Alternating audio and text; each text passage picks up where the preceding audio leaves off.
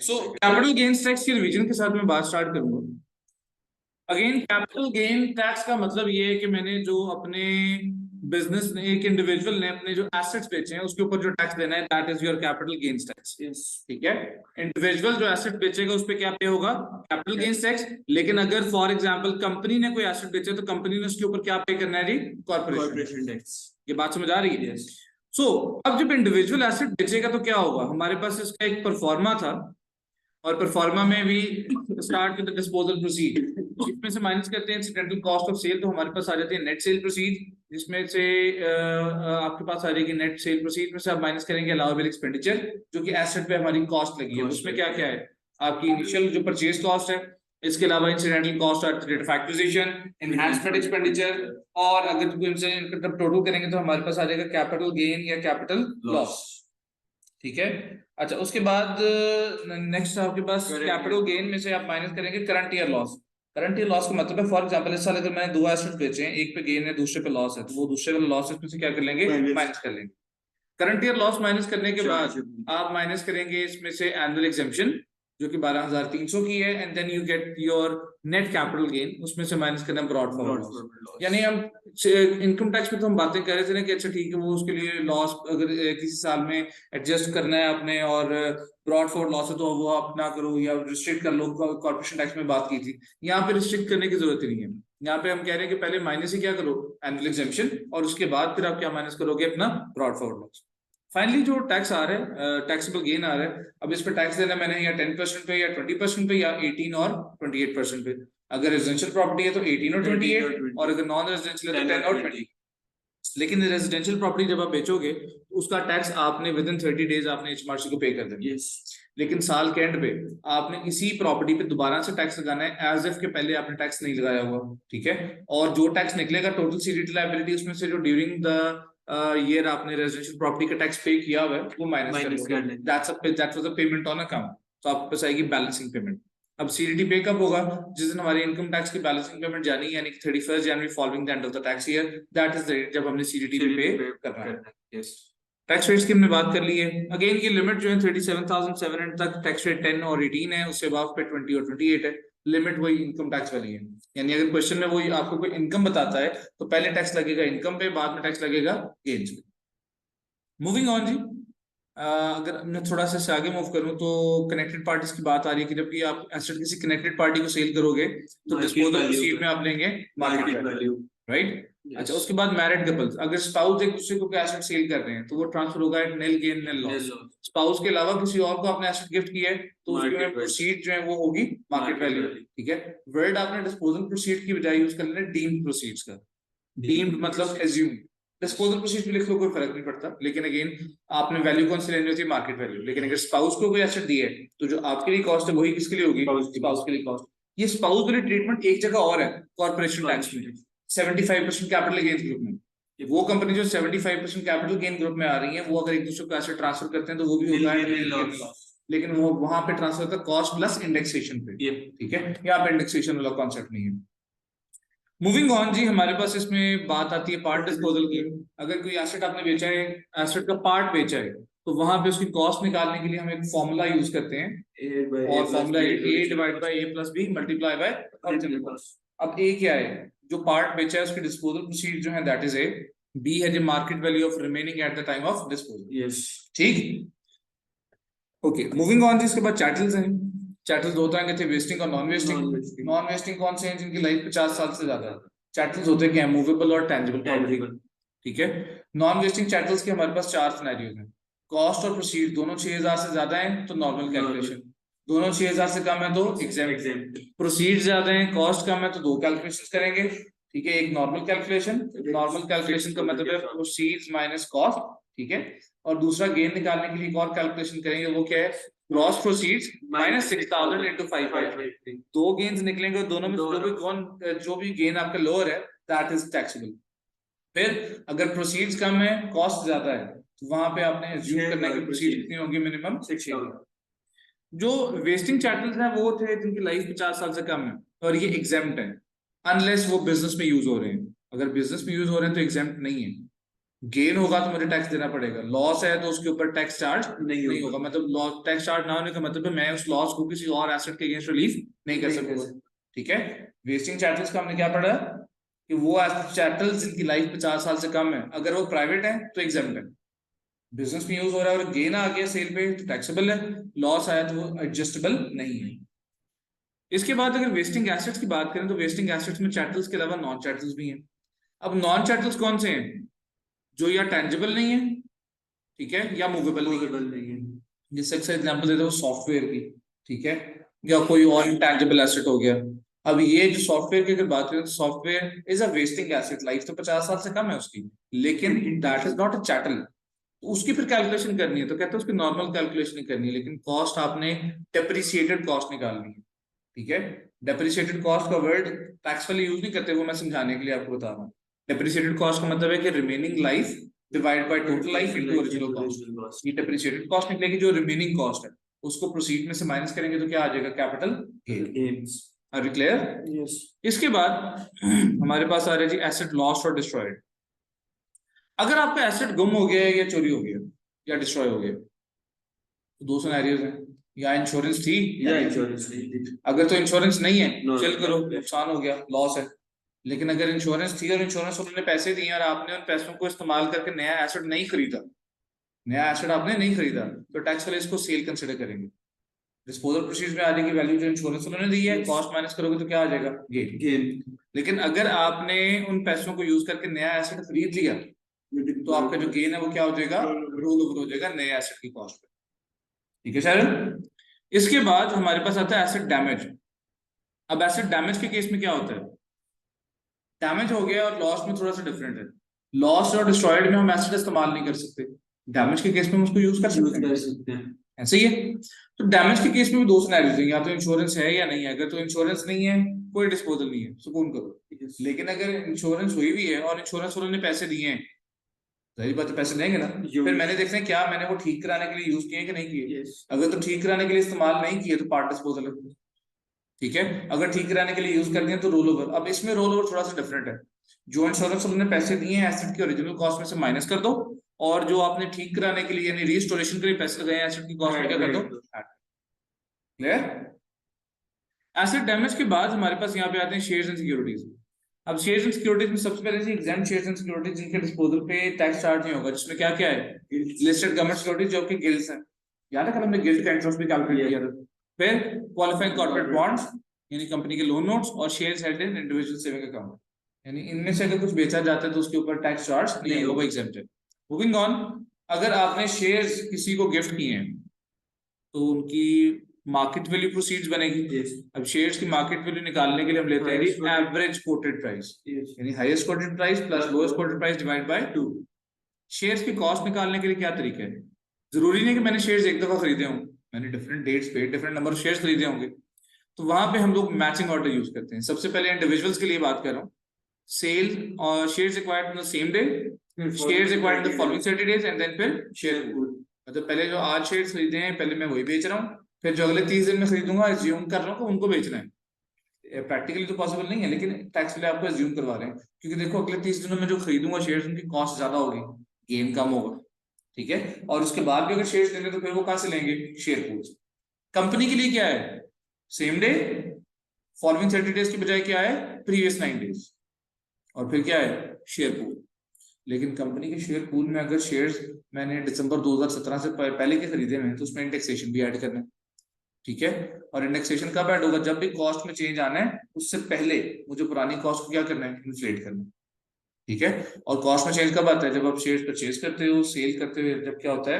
Right issue, bonus issue की वजह से कॉस्ट में चेंज नहीं आता है। इसके बाद जी हमारे पास यहाँ पे आ रही है एक चीज जिसको नाम दिया जाता है रीऑर्गेनाइजेशन एंड टेक ओवर। क्या नाम दिया जा रहा है? Reorganisation and take over.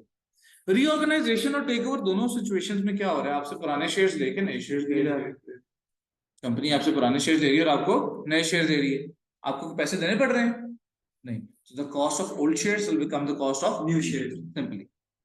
पहले मेरे पास 5000 शेयर से कंपनी ने 5 लिए 15 दे दिए, और 5000 शेयर मैंने खरीदे थे 10,000 के। अब पहले जो से मेरे पास 5000 शेयर की कॉस्ट 10,000 थी, 15,000 शेयर की कॉस्ट कितनी है? 10,000। ठीक है। हाँ, लेकिन अगर आपसे ऑर्डिनरी शेयर लिए और आपको ऑर्डिनरी और प्रेफरेंस शेयर दोनों दे दिए, जो नए शेयर मिले उनकी मार्केट वैल्यू निकालो और उनकी मार्केट वैल्यू के अकॉर्डिंगली आपने पुराने शेयर की कॉस्ट को उन पे क्या करना है, एलोकेट करना है। फॉर एग्जाम्पल मैंने कहा पुराने शेयर्स थे 5,000, ठीक है, और उन्होंने मेरे से वो 5,000 शेयर्स दिए जिनकी कॉस्ट मेरे लिए 10,000 थी, और मुझे उन्होंने 5,000 ऑर्डिनरी शेयर दे दिए, 5,000 प्रेफरेंस शेयर दे दिए। ऑर्डिनरी शेयर एक की मार्केट वैल्यू है फॉर एग्जाम्पल 2 और प्रेफरेंस शेयर की एक की वैल्यू है 1.5। तो ऑर्डिनरी शेयर्स की वैल्यू कितनी बन गई 5,000 इंटू 2 10,000, और प्रेफरेंस वालों की वैल्यू कितनी बन गई 5,000 इंटू 1.5 7,500। तो 10,000 प्लस 7,500 टोटल वैल्यू कितनी बनी 17,500। पुराने शेयर की कॉस्ट थी 10,000, अब उनको मैंने नए शेयर्स पे एलोकेट करना है। ऑर्डिनरी शेयर्स की कॉस्ट कैसे निकालूंगा नए वालों की? ऑर्डिनरी शेयर की मार्केट वैल्यू थी 10,000 divide by total market value 17,500, एक प्रोपोर्शन निकला है ना कि इनकी market value total market value का कितने परसेंट है, और मल्टीप्लाई कर दो 10,000 जो ओरिजिनल कॉस्ट थी। ठीक है, सिमिलरली प्रेफरेंस शेयर्स के लिए क्या करूंगा 7,500 डिवाइडेड बाय 17,500 इनटू 10,000। फिर जब भी ये नए शेयर्स बेचे जाएंगे तो उनकी जो रिवाइज्ड कॉस्ट निकाली है मैंने इसको इस्तेमाल किया। तीसरा और आखिरी केस इसमें जो है वो क्या है कि आपको शेयर्स मिले साथ कैश भी मिल गया, शेयर्स भी मिल गए और कैश मिल गया, इसका मतलब एसेट आपके पास है और पैसे मिल गए, तो ये तो पार्ट डिस्पोजल। ठीक है, तो जो नए शेयर्स पे आपको कैश मिला है उसमें पार्ट डिस्पोजल निकालना है। कैसे? प्रोसीड्स क्या है जो आपको कैश मिला है, कॉस्ट कैसे निकालोगे? वही formula a divide by a plus b into original cost. A तो वही है जो कैश मिला, बी क्या है मार्केट वैल्यू ऑफ रिमेनिंग, यानी नई कंपनी के जो शेयर्स मुझे मिले हैं उनकी मार्केट वैल्यू से मल्टीप्लाई करूंगा तो वो क्या बन जाएगी बी, और इसको मल्टीप्लाई कर देंगे ओरिजिनल कॉस्ट जो कि मेरे ओरिजिनल शेयर्स थी। ठीक, अब टोटल फॉर एग्जांपल मैंने कहा जो ओरिजिनल शेयर्स थे मेरे पास 5,000 से उनकी कॉस्ट थी 10,000 से फॉर इंस्टेंस। जो शेयर्स में अभी जो से फॉर एग्जांपल जो पार्ट डिस्पोजल हुआ, पार्ट डिस्पोजल वाले की कॉस्ट निकली 1,000, पार्ट डिस्पोजल की कॉस्ट कितनी निकली 1,000, तो इसका मतलब बाकी जो मुझे नई कंपनी में शेयर्स मिले हैं उनकी मेरे लिए कॉस्ट कितनी होगी 4,000 जो रिमेनिंग कॉस्ट। ठीक है अब्दुल्ला, डन। ये तो था जी सीडीटी का एक ओवरव्यू। अब सीडीटी के आगे रिलीव्स, रिलीफ कौन कौन से, पहला रिलीफ कौन करिए प्रिंसिपल प्राइवेट रेजिडेंस रिलीफ कब मिलता है? जब आप अपना पर्सनल घर बेचो। ठीक है, कौन सा घर जहां पे आप रह रहे हो, योर रेजिडेंस। अब अगर वो क्वेश्चन में कहता है ही सोल्ड अ हाउस, लेकिन अगर लिखा है नेवर बीन ऑक्यूपाइड, तो उसका मतलब उसमें पीपीआर मिलेगा नहीं। पीपीआर कब मिलेगा? जो आप अपना घर बेच रहे हो, और पीपीआर मिलता था पीरियड ऑफ ऑक्यूपेशन के अकॉर्डिंग, जितना अर्सा घर में रहे उतने पीरियड पे मिलेगा, जो नहीं रहे उस पर नहीं मिलेगा। पीरियड ऑफ ऑक्यूपेशन की बात करें तो पीरियड ऑफ ऑक्यूपेशन में दो चीज आती है, कहता है एक्चुअल पीरियड ऑफ ऑक्यूपेशन, यानी एक्चुअल पीरियड जो मैं घर में रहा। दूसरा क्या है डीम्ड ऑक्यूपेशन। डीम्ड ऑक्यूपेशन का मतलब है जो पीरियड एज्यूम किया जाएगा कि मैं घर में रह रहा हूँ। अब उसमें क्या क्या है, ओनरशिप के आखिरी 9 महीने मैं घर में रहूं या ना रहूं, इट इज एज्यूम कि प्रॉपर्टी क्या है ऑक्यूपाइड है। फिर any period spend working abroad up to 4 years of working in UK somewhere else in UK और up to 3 year for any reason। लेकिन इन तीनों सिचुएशंस के लिए जरूरी है कि इस टाइम पीरियड के बाद बंदा एक दफा प्रॉपर्टी में वापस आएगा। अगर वापस नहीं आएगा तो ये पीरियड एग्जाम्प्ट कंसिडर नहीं होंगे, वापस आ गया तो एग्जाम्प्ट कंसिडर हो जाए। ठीक, अच्छा फिर इसमें एक लेटिंग रिलीफ भी आता है। अब सवाल में कहते हैं कि property was let out in a period which was empty, उस पे लेटिंग रिलीफ नहीं मिलेगा, क्योंकि लेटिंग रिलीफ कब मिलेगा when owner is living and part of property is let out. अब लेट आउट मैंने क्या लिया कि मैंने अपने घर में से 2 कमरे लेट आउट किए, तो लेटिंग रिलीफ कैसे निकलेगा? जो भी गेन है इनटू 2 डिवाइड बाय 6, टोटल 6 कमरे से फॉर एग्जांपल 2। ठीक है, तो वो 2/6 करके लेटिंग रिलीफ निकला। Letting relief is lower of 3 things, normal PPR 40,000 और लेटिंग रिलीफ जो 2/6 करके हमने निकाला। इन तीनों में से जो भी कम है वो आपका क्या बन जाएगा लेटिंग रिलीफ। बात को समझ में आ रही है? ये सारी चीजें। अब मैं अगर किताब से भी लेटिंग रिलीफ, थोड़ा सा वो एरिया था जिसकी हमें एग्जांपल्स कम मिली थी, तो मैं जरा किताब से इसको देख लेता हूँ।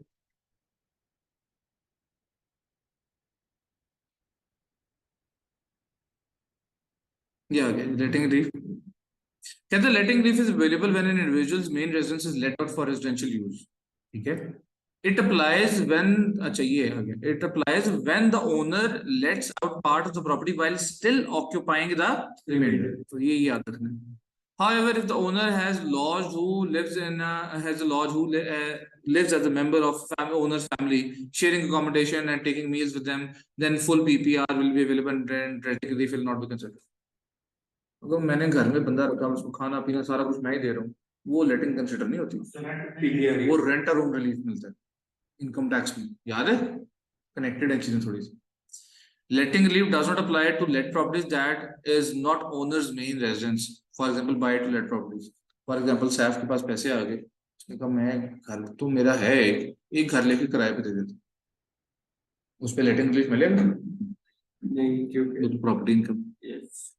लेटिंग relief is lowest of 40,000, the amount of gain exempted by PPR, मतलब PPR रिलीफ, और तीसरा the part of gain still in charge attributable to the letting period.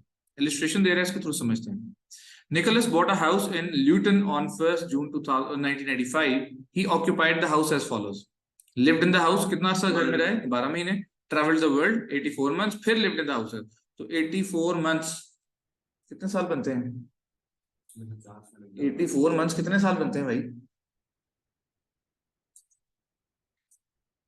12 का टेबल याद किया होता ना, जिंदगी आसान होती है। 8 साल बनते हैं, 7 साल, 12 7 84 होते हैं, 7 साल बनते हैं। अब इन 7 साल में से कितने एग्जाम्प्ट हो सकते हैं? 3। Any reason. Travelled the world है, वर्किंग एल्सवेयर नहीं है। अगर वर्किंग एल्सवेयर होता है जो से इन यूके तो 4 साल होते हैं, वर्किंग अब्रॉड होता तो पूरे 7 साल एग्जाम्प्ट होते। ठीक है, इस पे एनी रीजन वाला आएगा, जितना पीरियड है वो सारा एग्जाम्प्ट है। ठीक है, अच्छा उसके बाद कहते हैं Nicholas rented out 1/4 of the house in the final period of occupation. अब ये जो फाइनल पीरियड ऑफ ऑक्यूपेशन है 217 महीने, इसमें से 1/4 जो है वो उसने लेट आउट किया हुआ, तो इसके ऊपर पीपीआर नहीं मिलना। 217 का 1/4 है, उस पर पीपीआर नहीं मिलना। कहता है the tenant did not share any living space with Nicholas. ठीक है, मतलब उसको खाना चाहने नहीं दिया हमने। The house was sold on 1st July 2021, realizing a chargeable gain before release of 209,730. ठीक, समझ आ रही बात की? गेन उसने खुद दे दिया। पहले तो पीपीआर निकालेंगे। पीपीआर कितने मंथ में मिलेगा? 12 और 36, फिर 217 पूरे में 3/4 पे मिलेगा। और वो जो लास्ट 9 मंथ्स वाला है वो तो मिलना ही मिलना है। ठीक है, तो अगर पीपीआर की कैलकुलेशन देखें तो क्या कर रहा है? पहले 12 वाला एग्जाम्प्ट है, फिर 84 में से 36 एग्जाम्प्ट है, 48 चार्जेबल है। फिर 217 में से जो ओनरशिप का आखिरी 9 मंथ्स है वो हमेशा चार्जेबल है, उस पर लेटिंग रिलीफ वाला भी चेक जो है वो जैसे 1/4 था वो भी अप्लाई नहीं होगा। रेस्ट ऑफ द पीरियड जो था, जो रिमेनिंग मंथ्स थे वो कितने थे? 217 में से 9 माइनस करें, 217 में से 9 माइनस करें, कितना आएगा? 217 माइनस 9 इज 208। 208 का 3/4 लेट जो ऑक्यूपाइड है, जो कि बने 156, और 1/4 क्या है? Let out. मतलब लेटिंग के मंथ्स निकालना जरूरी है, क्योंकि इन्हीं पे लेटिंग रिलीफ मिलना। लास्ट 9 मंथ्स तो एग्जाम्प्ट है, उस पे लेटिंग बेसिक लेट है या क्या है वो तो है ही एग्जाम्प्ट है ना। ठीक है, अब यहाँ पे क्या हुआ, मैंने यहाँ पे लेटिंग वाला पीरियड जरूर निकालना था। टोटल गेन था मेरे पास 2,09,730, और जो एग्जाम्प्ट पीरियड बना वो 213 महीने डिवाइडेड बाय 313, जो कि टोटल पीरियड ऑफ ऑक्यूपेशन था। ठीक है, लेटिंग रिलीफ की कैलकुलेशन करें तो लेटिंग रिलीफ क्या है? एक तो 142 to 724, 40,000, और तीसरा जो लेटिंग रिलीफ के अकॉर्डिंगली गेन कैलकुलेट किया। लेटिंग रिलीफ कैसे कैलकुलेट होगा? गेन ओरिजिनल वाला मल्टीप्लाई बाय लेटिंग वाला पीरियड कितना था? 52 मंथ्स डिवाइडेड बाय 313। अब इन तीनों में से लोअर क्या है? 34843, ये माइनस किया पीपीआर और लेटिंग रिलीफ, तो हमारे पास आ गया चार्जेबल गेन आफ्टर रिलीज। इसके ऊपर एनुअल एग्जम्पशन माइनस करेंगे और टैक्स पे। देखो लेट वाला पीरियड कितना था? 52 मंथ्स, तो लेटिंग रिलीफ कैसे निकला? 209,730 जो गेन था multiply by 52 divide by 3 months, और फिर 40,000 पीपीआर, और इसमें से लोअर यही वाला है। ठीक है, अगर फॉर एग्जांपल मैं कहता कि ये लेटिंग रिलीफ है मेरा बनता 60,000, तब लेटिंग रिलीफ जो यूज करते वो कितना होता? 40, तो उसके इसमें लोअर 40 है। क्लियर है शेरल? तो ये जब भी क्वेश्चन में वो बताएगा कि प्रॉपर्टी बेची जा रही है और वो रेजिडेंशियल थी, तो क्या लग जाएगा? PPR relief. पीपीआर के बाद अगला रिलीफ कौन सा है? Business asset disposal relief, BADR. कब लगेगा? जब मैं अपना बिजनेस बेच रहा हूं, पूरा बिजनेस या बिजनेस का कोई पार्ट बेच रहा हूं, या बिजनेस खत्म होने के अगले 3 साल के अंदर उसका कोई एसेट बेच रहा हूं। बिजनेस चल रहा है और उसका एसेट बेच रहा हूं तब नहीं मिलेगा, लेकिन बिजनेस चीज हुआ है और उसके 3 साल के अंदर मैंने एसेट बेचा है तब मुझे मिलेगा बीएडीआर। ठीक है, या मैंने किसी पर्सनल कंपनी के शेयर्स बेचे हैं, और पर्सनल कंपनी कौन सी है? जहां पे मैं 5% से ज्यादा शेयर्स ओन करता हूं और मैं उसका एम्प्लॉय भी। तो अगर ये कंडीशन मीट होती है तो मुझे क्या मिल जाएगा, BADR। और BADR पे साइंस क्या होगी, टैक्स लगना है 10%। हम दो कॉलम बना लेंगे, एक BADR वाला और एक नो BADR वाला, ठीक है। जो पहले एग्जाम्पशंस और लॉसेस वगैरह वो कहाँ से मैनेज करेंगे, नो BADR, ठीक है। और लेकिन जब टैक्स लगाना है तो टैक्स पहले BADR पर लगाना है, कितने परसेंट पे, 10%। BADR की लिमिट थी लाइफ टाइम की, वो कितनी थी, 1 मिलियन पाउंड्स की। यानी पूरी आप जिंदगी में 1 मिलियन पाउंड्स पे 10% टैक्स दे सकते हो, जो BADR के लिए क्वालिफाई करता है। लेकिन जो उसके अलावा गेन्स है उन पे टैक्स कितना लगेगा, 28, जो भी डिपेंड करता है, ठीक है। BADR समझ आया। तीसरा रिलीफ कौन सा है, इन्वेस्टर रिलीफ। अब BADR मैंने क्या कहा, कब मिलेगा, पर्सनल कंपनी के शेयर्स पे कब मिल रहा था, अगर मेरे पास 5% ज्यादा शेयर्स है और मैं क्या हूँ, एम्प्लॉय भी हूँ। अब मैंने कहा शेयर्स तो 5% से ज्यादा, लेकिन मैं एम्प्लॉय नहीं हूँ, BADR मिलेगा, उस पर इन्वेस्टर रिलीफ मिलेगा, ठीक है। कौन सा रिलीफ मिलेगा, इन्वेस्टर रिलीफ के अकॉर्डिंगली भी रेट 10% ही लगना है टैक्स का, ठीक है। लेकिन इन्वेस्टर रिलीफ की जो लाइफ टाइम लिमिट है वो 10 मिलियन की है। अब ये रिलीफ कब मिलेगा, अगर शेयर न्यूली सब्सक्राइब्ड है और 17 मार्च 2017 के बाद इशू किए गए हैं। 16 मार्च से 17 मार्च तक इसकी डेट क्या थी, डेट अब इसकी याद रखने की, किसके बाद वो किया, इन्वेस्टर रिलीफ।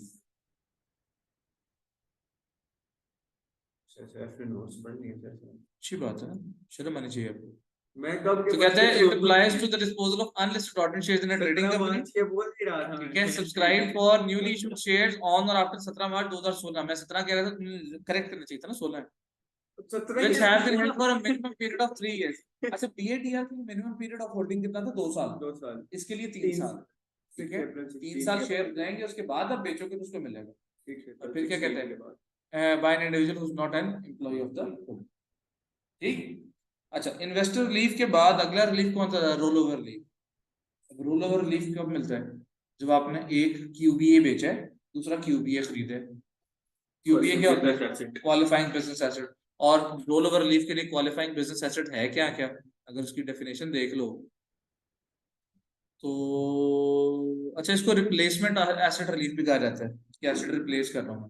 क्वालिफाइंग एसेट्स क्या है, land and building that are both occupied and used for trading purposes, fixed plant and machinery, good. इनमें से कोई एक एसेट बेचा और दूसरा खरीदा तो गेन क्या हो जाएगा, रोल ओवर। अगर पूरे पैसे इन्वेस्ट किए तो पूरा गेन रोल ओवर होगा, पूरे पैसे इन्वेस्ट नहीं किए तो प्रोसीड में से जितनी अमाउंट री इन्वेस्ट नहीं हुई, गेन में से जितनी अमाउंट रोल ओवर नहीं होगी। ये हमने कल शायद एक सवाल में किया भी था, एक क्वेश्चन में हमने किया भी था ना, क्योंकि पूरे पैसे इन्वेस्ट नहीं हो रहे थे, 10,000 इन्वेस्ट हुआ था, याद है बात।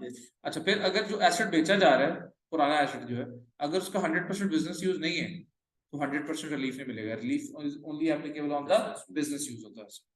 फिर अगर आपने एसेट बेचा है और नया जो एसेट खरीदा वो डिप्रिसिएटिंग एसेट खरीद लिया है, डिप्रिसिएटिंग एसेट का मतलब प्लांट एंड मशीनरी खरीद ली है, लैंड और बिल्डिंग बेच के, तो क्या होगा, वो तो सेम तरीके से होगा, लेकिन सिर्फ नए एसेट की बेस कॉस्ट नहीं निकालनी।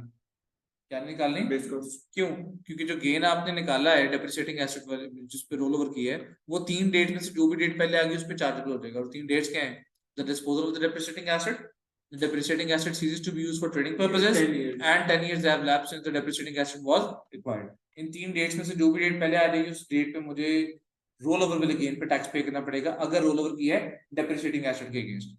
नॉन डिप्रिसिएटिंग एसेट के अगेंस्ट अगर है तो फिर तो वो जब एसेट बिकेगा तब भी चार्जेबल होगा। क्लियर, मतलब रोल ओवर रिलीफ कब अप्लाई होगा, जब एक एसेट बेचा जा रहा है दूसरा एसेट खरीदा जा रहा है। डन।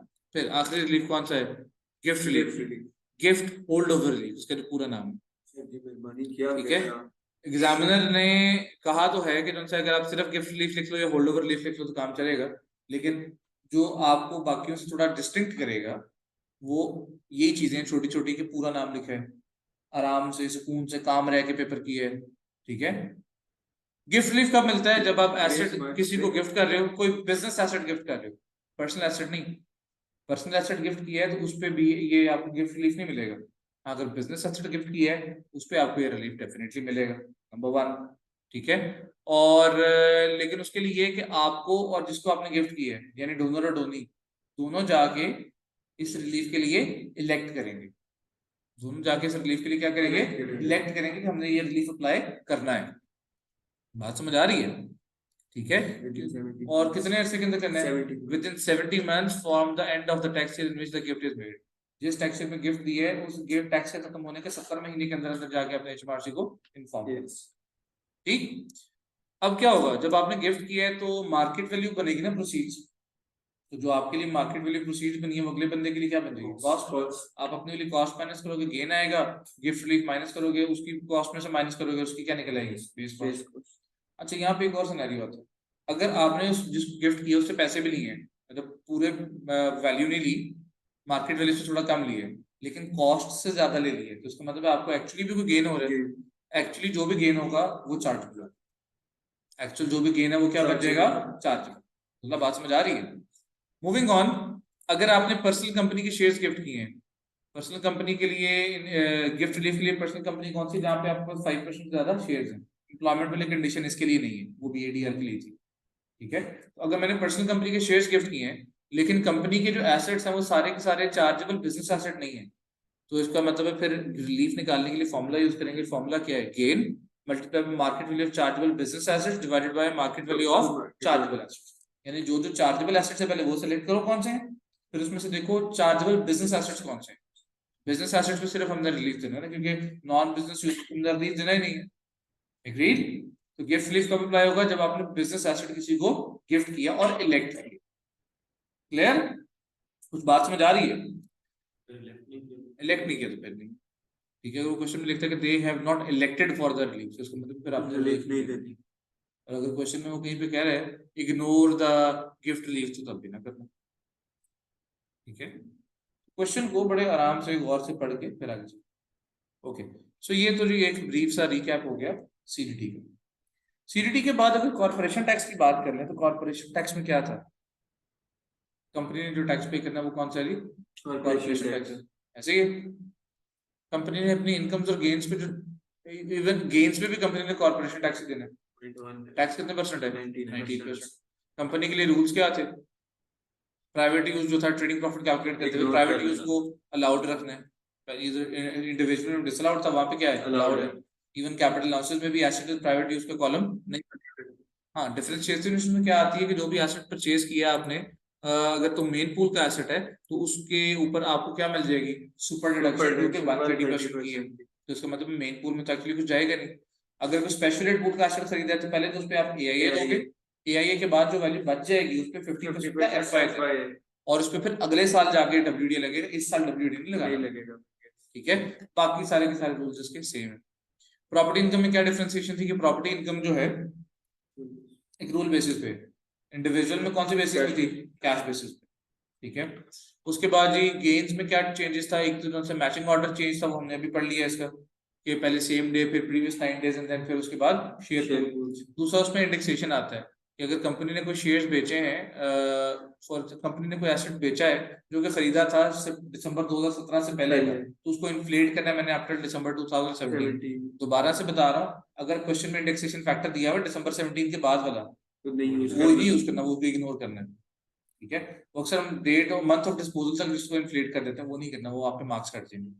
ठीक, अच्छा जी। और इसमें क्या था कि ग्रुप बेसिस पे जो कंपनी 75% ग्रुप में आती है, कैपिटल गेन्स ग्रुप में, वो ग्रुप बेसिस पे रोल ओवर रिलीफ अप्लाई कर सकते हैं, तो हमने कल भी देखा। ठीक है, लॉसेस की बात करें तो ट्रेडिंग लॉसेस में कंपनी के पास क्या ऑप्शन है, पहले करंट ईयर, फिर प्रीवियस 12 मंथ्स, एंड देन उसके बाद लॉस क्या होगा, कैरी फॉरवर्ड। अच्छा, कंपनी के केस में जो लॉस एडजस्ट होना है वो हमेशा टोटल इनकम के अगेंस्ट होता है। करंट ईयर में तो एडजस्ट कर लिया, फिर प्रीवियस ईयर में एडजस्ट किया, लॉस बच गया तो कैरी फॉरवर्ड करना है। अच्छा, कैरी फॉरवर्ड जब अगले साल में जा रहे हो तो अगले साल में आप कैरी फॉरवर्ड के केस में क्यूसीडी के लिए रिस्ट्रिक्शन लगा सकते हो कि अगर अगले साल में मुझे नजर आ रहा है क्यूसीडी है, तो अगर मैं माइनस कर दूंगा पूरा लॉस तो क्यूसीडी जाया हो जाएगा, तो क्यूसीडी बचा लेना, उतना लॉस रिस्ट्रिक्ट कर देंगे, पोस्ट अगले साल एडजस्ट हो जाएगा। फिर टर्मिनल लॉस रेट था कंपनी के पास, वो क्या था कि अगर कंपनी को ईयर ऑफ सिजेशन में लॉस हुआ है तो ईयर ऑफ सिजेशन में पहले इनकम के केस एडजस्ट करना है, फिर पिछले 3 साल की total income on life basis, और कंपनी के केस में लॉस पे कोई कैप भी नहीं आता। यस, ऐसे ही है। फिर जी उसके बाद ग्रुप की बात करें, if we have a group company, मतलब सब्सिडरी है, 50% से ज्यादा हमारी ओनरशिप है किसी कंपनी में, वो हमारी एसोसिएटेड कंपनी बनी। जितनी एसोसिएटेड कंपनीज हैं, मतलब एक ग्रुप में जितनी कंपनी, फॉर एग्जांपल मैंने कहा एक सवाल में कहता है the company has 2 associated company, तो उसका मतलब ग्रुप में टोटल कितनी हुई, 3। तो जो लिमिट है 15 लाख के लिए, उसको 3 में डिवाइड करना है, और अगर किसी कंपनी का पीरियड जो है 12 महीने से कम है तो उसके लिए भी अपोर्शन करना है। जो आपके पास लिमिट निकाली आपने रिवाइज्ड वाली, डिवाइड करने के बाद अगर वो आपकी कंपनी का ऑगमेंटेड प्रॉफिट यानी TDP plus dividend from non group company, अगर आपका ऑगमेंटेड प्रॉफिट उस लिमिट से ज्यादा है तो आपकी कंपनी कौन सी है? Large company. And if your company is a large company, tax will be paid in 4 installments starting from the 14th of month 7 and 10 of current accounting period, first and fourth month of the next accounting period. Company जो large है उससे 4 installments में tax पे करना है। 4 installments कब कब है? करंट अकाउंटिंग पीरियड के 7वें और 10वें महीने की 14 तारीख को, जो भी है। अगर फॉर एग्जांपल मेरा साल अप्रैल से शुरू हो रहा है तो अप्रैल से 7th गिन लो, ठीक है, अपने अकाउंटिंग पीरियड के हिसाब से। और अगला अकाउंटिंग पीरियड जब शुरू होगा उसका पहला और चौथा महीना जो भी होगा उसकी 14 तारीख, ठीक है। अब ये जो पेमेंट होनी है, ये पिछले साल की जो लायबिलिटी है ना उसको डिवाइडेड बाय 4 करके पे करेंगे, और फिर इस साल की लायबिलिटी और पिछले साल की लायबिलिटी का जो डिफरेंस है वो बैलेंसिंग पेमेंट होगी। और वो कब जानी है? जब मैंने कंपनी का टैक्स रिटर्न जमा करवाया 31st दिन, ठीक है। कंपनी का टैक्स रिटर्न कब जाता है? अकाउंटिंग पीरियड खत्म होने के 12 महीने। स्मॉल कंपनी ने टैक्स कितने से कितने पे करना है? With in 9 months from the end of the accounting period, ठीक है। एंड इसके बाद हमारे पास बात होती है ग्रुप कंपनीज की, जो ग्रुप रिलीफ है। दो ग्रुप रिलीफ है, एक था 75% ग्रुप रिलीफ ग्रुप। अब 75% ग्रुप रिलीफ ग्रुप में कौन सी कंपनी जाती है? जो डायरेक्ट और इनडायरेक्ट दोनों कितनी है? 75%। और जो इस ग्रुप में आएंगी वो कंपनीज एक दूसरे को लॉस ट्रांसफर कर सकते हैं। कौन कौन सा? Trading loss, property loss. पहले प्रॉपर्टी लॉस, फिर trading loss and then QCD, ठीक है। किसी भी पोर्शन में अप डाउन वर्टिकल हॉरिजॉन्टल किसी तरीके से भी लॉस ट्रांसफर हो सकता है जो कंपनीज उस ग्रुप में आ रही हैं। फिर एक और ग्रुप था जो कि था 75% कैपिटल गेन्स ग्रुप। अब उसमें क्या था? सब्सिडरी के केस में डायरेक्ट ओनरशिप कितनी चाहिए? 75%। लेकिन सब्सिडरी के केस में मेरा इफेक्टिव इंटरेस्ट 50% होगा तो चल जाएगा। अब जो कंपनीज इस ग्रुप में आएंगी they can transfer assets to each other on nil gain nil loss basis, जो स्पाउस वाली ट्रीटमेंट सेम होगी, लेकिन सिर्फ कॉस्ट प्लस इंडेक्सेशन। उसके बाद जो हमारे पास यहाँ पे आता है कि जो कंपनी 75% कैपिटल गेन्स ग्रुप में आएगी वो ग्रुप बेसिस पे रोल ओवर रिलीफ को भी अप्लाई कर सकते। क्लियर जी? ऑनलाइन वालों को आवाज आ रही है मेरी?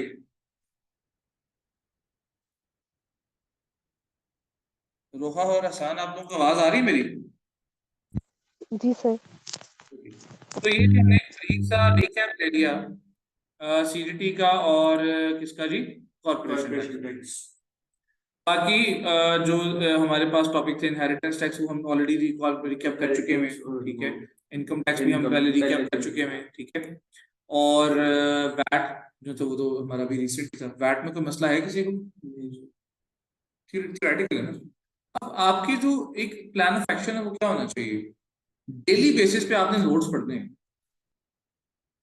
सुबह उठ के सबसे पहला काम जो करेंगे वो आप डेली बेसिस पे सारे नोट्स पढ़ लेंगे, ठीक है। वो डेली बेसिस पे देखो अभी से ऑनवर्ड्स भी अगर एग्जाम तक गिने तो हमारे पास 15 दिन से ज्यादा ही है, ऐसे ही है ना। सो इन 15 दिनों को भी अगर यूटिलाइज किया जाए, 16 दिन मेरे ख्याल आज के दिन मिला 17, तो अगर इन 15-17 दिन को भी यूटिलाइज किया जाए और डेली बेसिस पे अगर मैं नोट्स भी पढ़ता जा रहा हूँ तो रूल्स मुझे ऑटोमेटिकली याद होते जाएंगे। समझ में बात? ठीक है। सो अब जो हम काम करेंगे वो ये है ऑनवर्ड आज, अभी ब्रेक से पहले पहले, वो है जी कि हमने अपने जो एमसीक्यूज हैं बीपीपी एग्जाम किट के उनको सॉल्व करना है। बीपीपी एग्जाम किट में क्लास के बाद आज की क्लास के बाद आपको भेज भी दूंगा।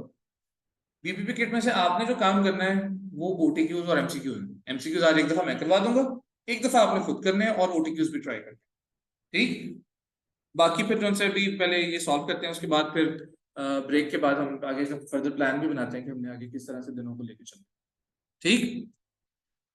सो अब मेरा काम हो रहा है थोड़ा सा कम और आपका काम होने लगा थोड़ा सा ज्यादा। वो कैसे? वो ऐसे कि जो बीपीपी एग्जाम किट के एमसीक्यूज हैं वो मैंने रिकॉर्ड किए हैं and I am going to play the recording, ठीक है। और आप लोग सब इस रिकॉर्डिंग के थ्रू समझें एक एक एमसीक्यू हमने सॉल्व किया हुआ, ठीक है। तो इसको अगर आप गौर से समझें, ठीक है। ईच एंड एवरीथिंग मैं यहीं पे हूँ आपके साथ, कोई मसला आएगा मुझे बता दो, हम डिस्कस कर लेंगे। मेनली जो बीपीपी किट में से करने वाला एरिया है ना एमसीक्यूज का, वो टैक्स एडमिनिस्ट्रेशन का है, जो सेल्फ असेसमेंट वाला एरिया है। Self assessment is really really very important respect to exam. और सेल्फ असेसमेंट जो थोड़ा तंग करने वाला है ना वो इनकम टैक्स का और कॉर्पोरेशन टैक्स का, ठीक है। तो आज हमें उसको इसके थ्रू जरा समझना है कि क्या होने जा रहा है, ठीक है। So let's get started. ये वीडियो वैसे वैसे तो मैंने YouTube पे अपलोड की हुई है, तो मैं आपको इसका लिंक भी दे दूंगा। तो जब लाइक वीडियो देखेंगे YouTube पे तो लाइक शेयर सब्सक्राइब तो कर लेना, ठीक है। खैर उसकी जरूरत नहीं है, ठीक है। सिर्फ इसको दोबारा एक दफा देख लेना जरूर है आपने। So let's start. ऑनलाइन वाले मुझे बता दें सबको स्क्रीन नजर आ रही है? Must little friends limited. हाँ जी, ऑनलाइन वाले कंफर्म कर दें सबको स्क्रीन नजर आ रही है और आवाज आ रही थी उसकी? जी सर। जी सर। तो अब ये एमसीक्यूज में प्ले कर रहा हूँ और काइंडली इनको जरा गौर से सब लोग देख लीजिए, समझें, ठीक है। मैं रिकॉर्डिंग स्टॉप कर रहा हूँ।